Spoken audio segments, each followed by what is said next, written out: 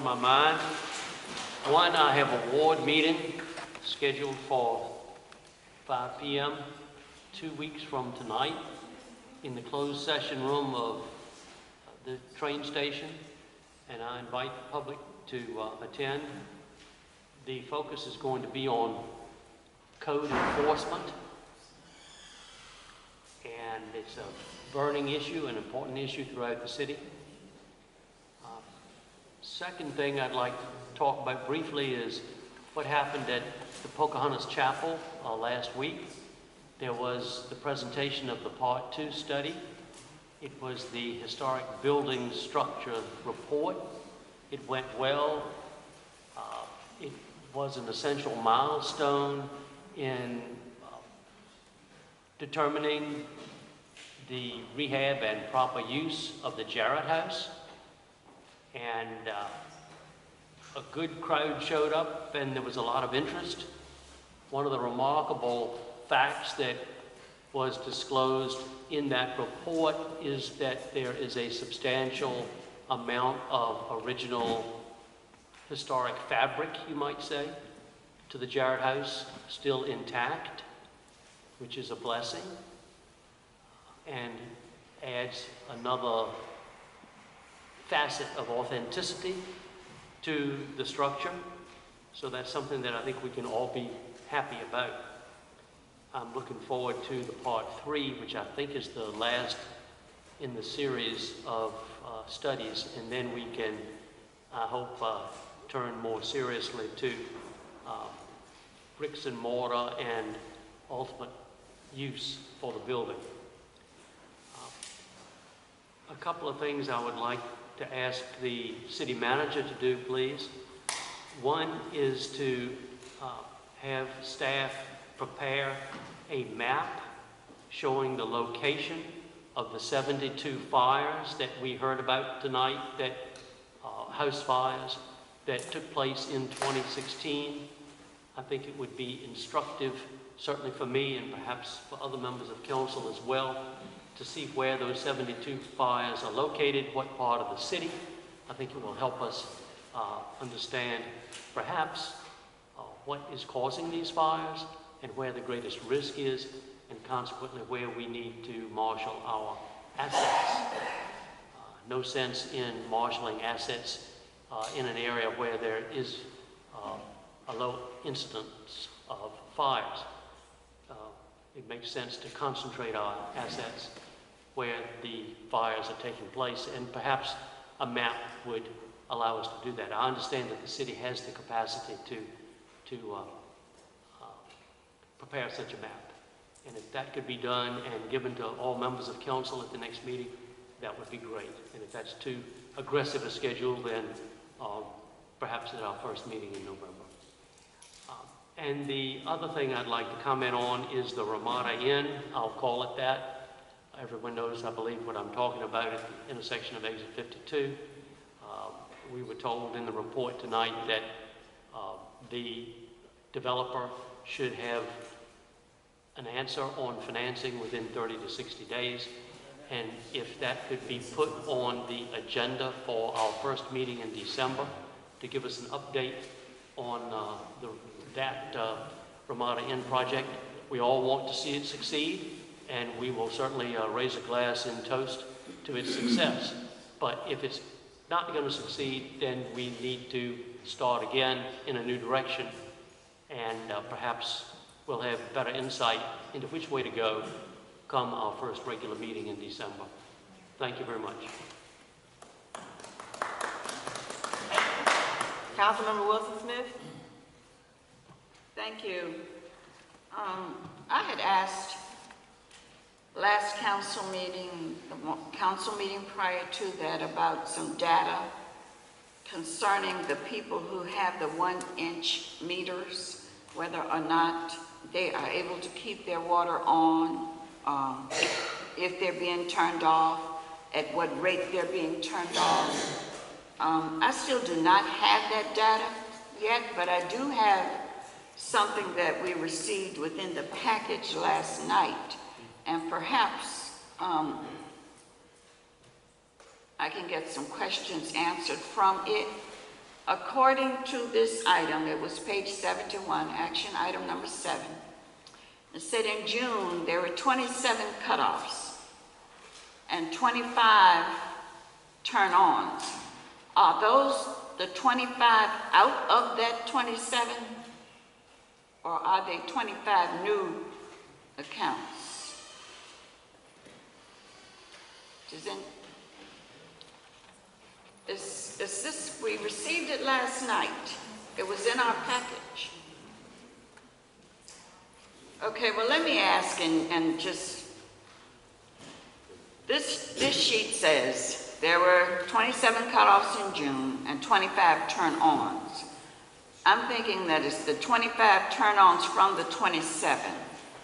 It says we collected $22,223. So does that mean that's the cut-on fee plus the water bill? In July, it said there were 50 cutoffs and 23 turn-ons, which means there were 27 people still without water if these 23 people were not new, if they were from the 50. And it says we collected 28,000. Then in August, this was big, 369 delinquent statements, 157 cut-offs, 38 cut-ons, which would have meant if the 38 cut-ons were from the 157 cut-offs, that left 119 people without water. And each month there is at least 25 additional cut-offs. My questions are, of the cut-offs, how many of these cut-offs are persons with the 1-inch meter? That's the first question. The second question is, if those cut-offs, if half of them are not cutting their water back on, how can we expect to recoup what we have budgeted for this item if they're not going to have their water cut back on? And according to this, it's getting worse and worse every month. The total delinquent due in August in utility bills was $297,089. So I clearly remember, and I believe Mr. Bob said it again last night, that we could not change any of our numbers, but if our numbers have down there that we're going to get $500 and some thousand for utility bills, and that's just a figure.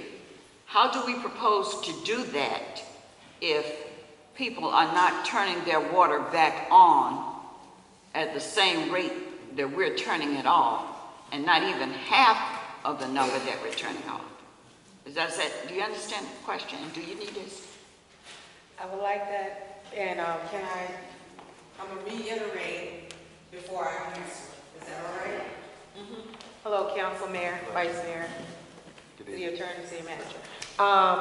First, I cannot tell you the rate in the cutoffs of the 1-inch meter versus a 5/8 meter versus a commercial account.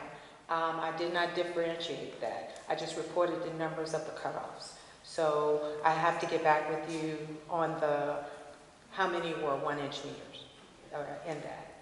Second, our cutoffs are increasing as we have to be more aggressive to address non-paying customers. All right. It has been my experience that some of the customers that we're cutting off have moved, passed away, and no one has reported to us that they wanted the account to be terminated. And most of them may be rental properties. So then a new tenant move in using the water under someone else's name. So then we have had situations where they think that the water is included in the rent. So they do not ever come to our office to see us until we cut the water off. So you might see that we have 157 cut-offs, but we might have 190 move-ins. So, and then as well as other people turning them off. We do have a low number of turn-ons, which we have found that some people, after we turn their water off, they may come to our office and not hear what they want to hear, that they can pay a portion to turn their water back on, and then some kind of way, when they leave our office, they turn the water on themselves. So they may never come back to pay us. So then we have to turn back around and pull the meter. So we've been experiencing, when we cut off, people are stealing water and not coming back in. So our cutoffs is a way to close non-paying accounts to get them off our books as being active, as well as we have to, we found people that are just using the system. They're still riding off of what William Johnson said when he said that he wasn't going to cut anybody off. So they still believe that they are not going to get cut off. So we have to change the culture. So, are there any more questions? Okay, my question wasn't, I understand why you have to turn off people's water. Mm-hmm. But my question, my concern is the number of people who either have the water turned back on or don't have it turned back on, and how does it affect our budget when they're not electing to turn that water back on?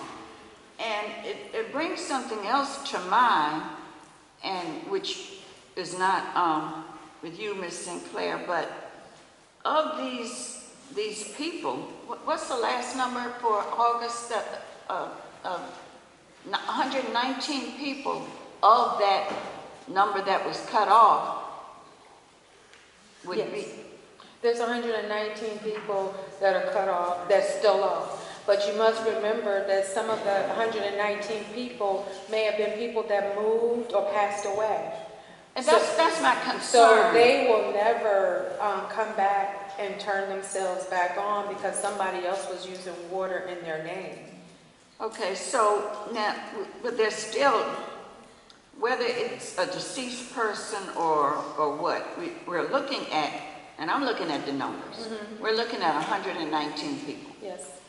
And I am wondering, with those 119 people, I just wonder about families and children.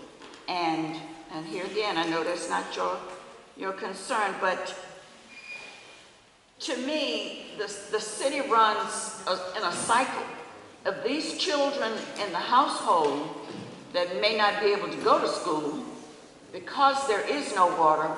What are we doing? How are we assisting? Well, we have, if there are, say that they're seriously ill, there is a program for those that are seriously ill, and we refer those to them. We have, the city manager has instructed us to refer customers to social services, and we have also, depending on the circumstances, we reach out to either to my billing collection manager, director, or to the city manager, and there are certain, if they fall in the criteria, they have certain exemptions. But we have to be mindful, and it's on a case-by-case basis, because we have found that people over-exaggerate this situation because of their unwillingness to pay. Thank you. All right. Thank you so much. Councilman Cover, do you have an additional question for Ms. Sinclair? Yes. Ms. Sinclair, can you help council figure out how we can obtain the cash we need for essential infrastructure improvements by supplying water to people who won't pay for it? That's why we've been more aggressive in setting out our notices. We have been more aggressive that we give them only 30 days to pay. If they do not pay, on the next billing cycle, we close their accounts. If we find that they have been unlawfully obtaining our services, we report them to the Commonwealth Attorney. And then we have been more aggressive also in,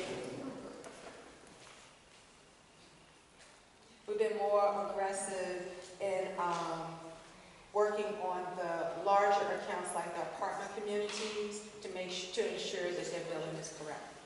Thank you very much. You're welcome.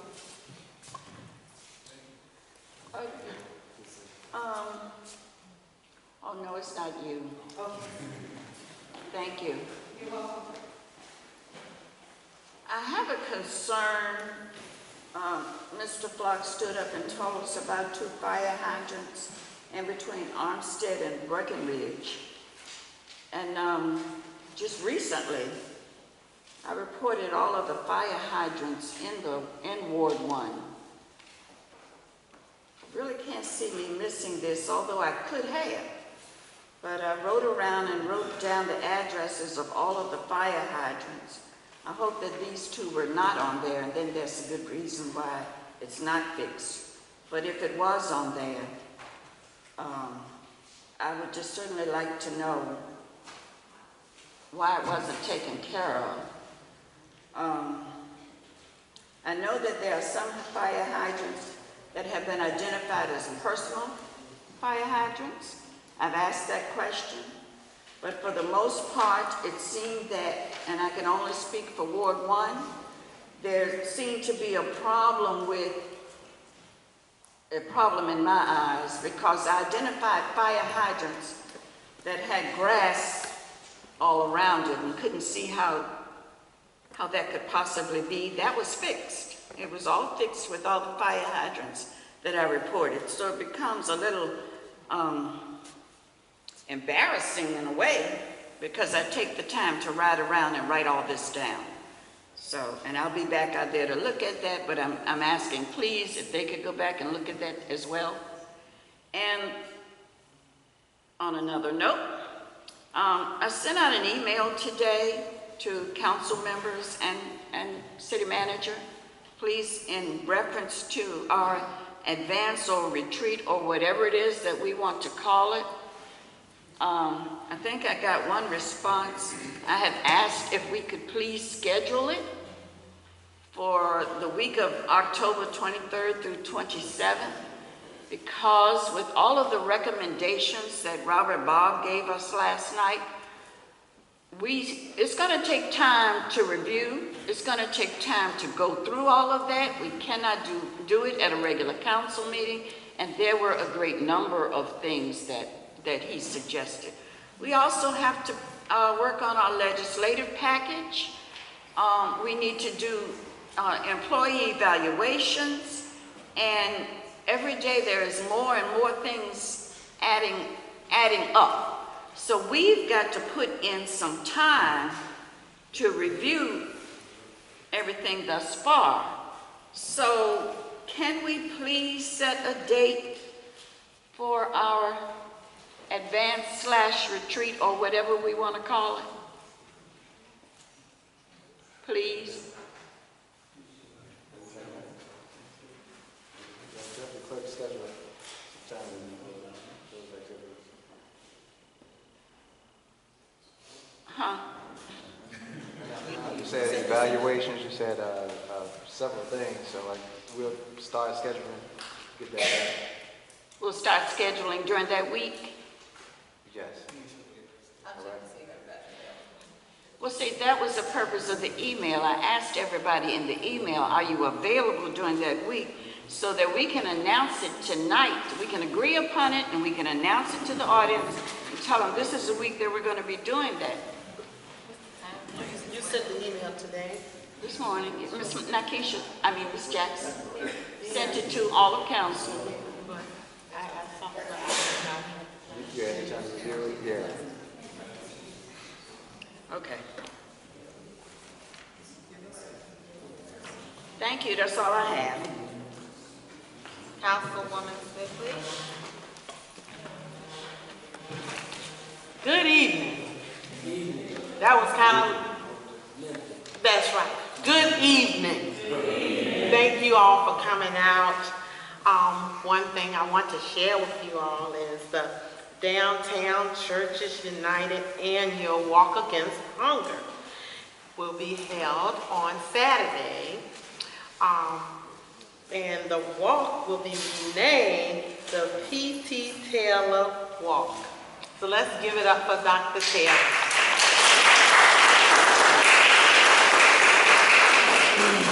He has done an outstanding job for over 30 years. And not only that, he's possibly raised over $200,000 or more. And I think that is an outstanding, just an outstanding gift to have given to the city of Petersburg to make sure that the people in Petersburg have something to eat. Ward 6 will be having their regular ward meeting on October the 12th at 6 o'clock at AP Hill Elementary School. Please come out. We normally have a good treat. I can't tell you exactly what we're going to have, but last month we had fried fish. Yes, we did. Next Saturday, remember that it is Virginia State University homecoming, and that they are trying to partner with the community, so I think we should be able to support them.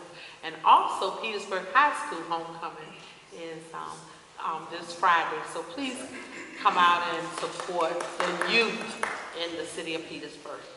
And I appreciate you all coming out, and have a blessed week. Councilmember Myers? Thank you, Madam Clerk. Madam City Manager, would you give us a small report on when the emergency vehicles might be arriving?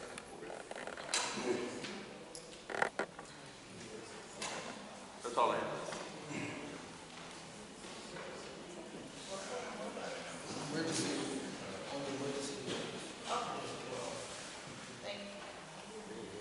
Councilmember Hill? Yes, good evening, everyone. Thank you all for coming out. First of all, I'd like to thank Reverend Jameson McLaughlin from the Mount Olivet Baptist Church for coming out and praying before our meeting started. If anything we need now at this time is prayer, not only just for our city, but for our country at large and the world. I would like to thank the Public Works Department.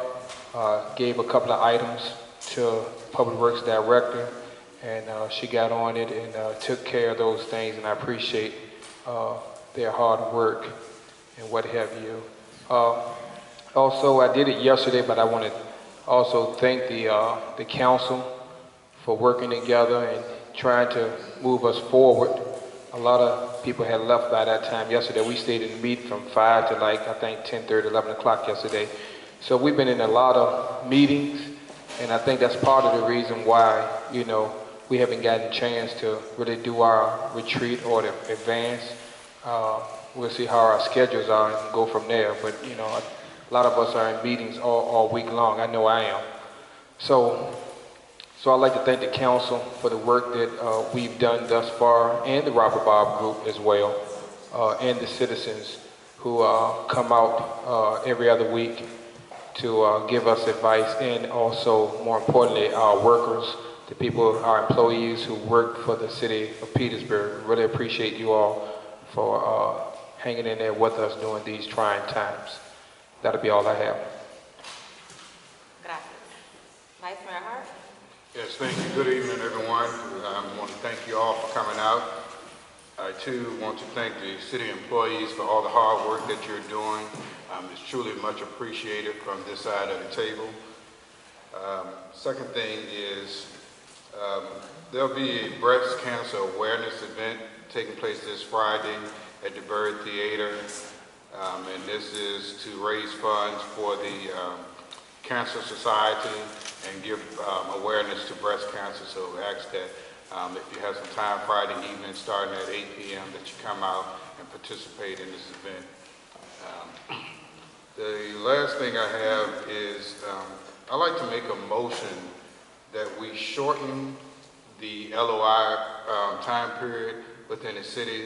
As Councilman Cuthbert said earlier, we're having, as that example, we have stuff like the hotel that the owners or those that are looking to own have been holding on these properties for a couple of years, and it's preventing us from moving forward. So I'm asking council to help shortening that time, whether it's from 18 months to 6 months or something. At least they can give us some leeway as to where they're going with these processes instead of us holding out for years at a time just to see what individuals are going to do with these properties, because we can't grow if you're just sitting on property. It's no offense to anyone that's coming in and trying to buy property, but just because your funds aren't ready, you're stopping our progress to move forward. So I'm asking the council to support this motion as we move forward. Ms. Benitez, shortening of the LOI, do you need a motion from us, or do you want to research that and get back with us on shortening that time frame to a reasonable time? I think we need to research it, talk to our planning department so that we can give clarity on how far it is currently and what makes sense legally and for us logistically to get done. And we will bring it back to council at the next meeting. Okay. Want to retract it? I will retract my motion for now until we hear further information moving forward.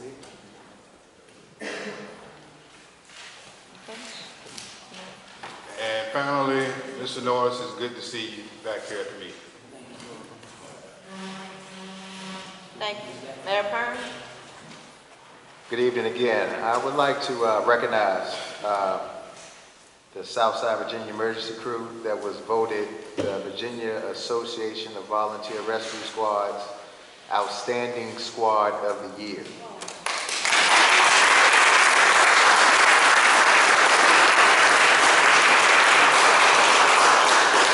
That is an outstanding achievement, and I'd like to thank all of our council members that stood during difficult times last year, knowing that we need to save our emergency crew. And this award is really gives kudos to the city of Petersburg of having such an outstanding squad, and they do great work. And I actually witnessed some of their work last week, and they are totally professional. We appreciate everything they do for the city of Petersburg. Also, I'd like to thank Ms. Tangela Enos of Public Works, the Director of Public Works, for getting Ms. Hamilton's situation straight. I know it has gone on for many years, and we are happy to have you here working, getting on top of a lot of these things that's been neglected. I mean, that's a great job, and we sincerely appreciate that.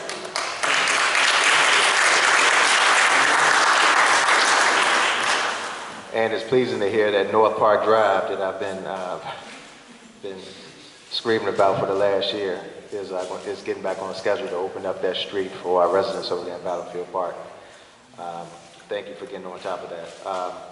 Also, I'd like to wish our city manager a happy birthday from last Friday. It was her birthday, so please, round of applause for her birthday. And also, Vice Mayor Hart's birthday was yesterday, and we were sitting here in the meeting. Thank you for that sacrifice on your birthday of being here on the late night with us. I'd like to thank everyone who came out this past weekend for Grapes and Hops. It was a good time in Petersburg. We had a tremendous turnout in the city. Everyone had a great time. We had perfect weather. And just to co-sign on what Councilwoman Smith-Lee said, I hope we will see all of you this Saturday for the P.T. Taylor Walk Against Hunger. It's all about getting involved, and we still have plenty availability left for people to walk. Please come join us this Saturday. We have Councilman Howard Meyer's birthday too. He's part of that Libra crew that we have up here that just passed on September 27th as well. right? And also, it was good to see the new police vehicle at Grapes and Hops. It's good to see that the first one is here and the rest of